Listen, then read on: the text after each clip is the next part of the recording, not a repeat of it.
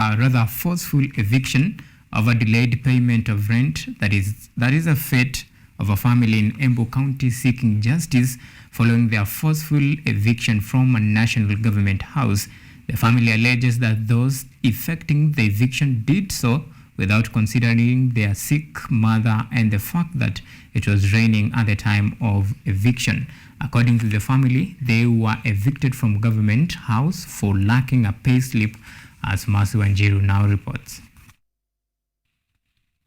50-year-old Alois Kariuki and his family are appealing for intervention from the housing authorities of the national government after they were kicked out of a government house in Embu County with their sick mother in the middle of the rains.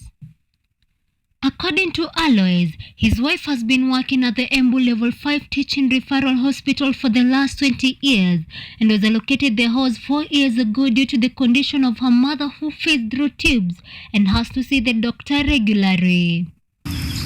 Mama yetu mgonjwa, mwenye ni mgonjwa na ndio sababu hata chakula anapewa na mpira na hii tube. Na kila mara anakaanga kipeleko hospitali.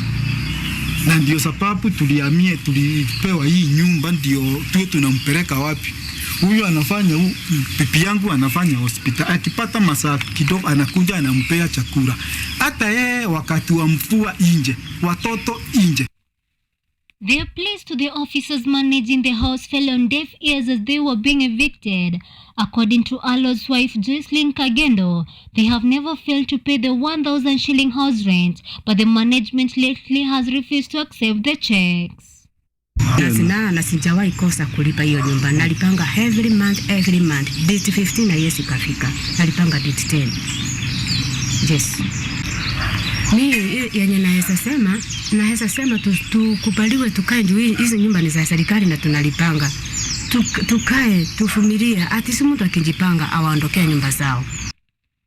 The CEC in charge of lands in Embu County, Raymond Kinywa, condemned the eviction, noting that there should be humanitarian considerations due to the ongoing rains.